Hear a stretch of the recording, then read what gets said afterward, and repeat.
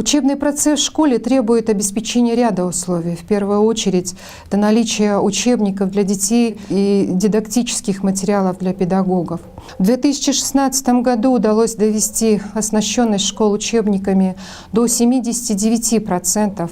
Если сравнивать с 2010 годом, когда оснащенность учебниками достигала 62%, то прогресс очевиден. Однако министерство будет добиваться того, чтобы 100% учащихся имели учебники. Как показывает опыт других стран, в том числе соседнего Таджикистана, на 100% оснастить учебниками школы можно при условии введения аренды учебников. И сейчас разработан проект распоряжения правительства о порядке взимания арендной платы за пользование учебниками. Для пилотирования на базе 46 школ Джаильского района Чуйской области.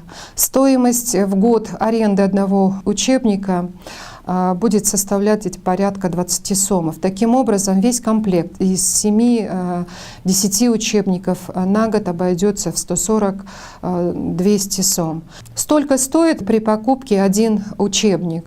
И при этом дети из семей, которые находятся в трудных жизненных обстоятельствах, будут продолжать получать учебники бесплатно.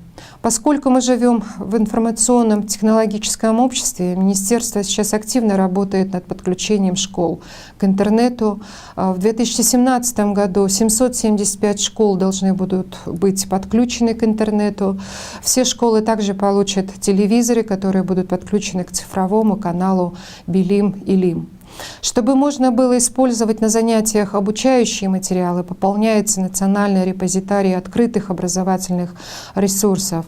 В нем сейчас 272 учебника и образовательных материалов.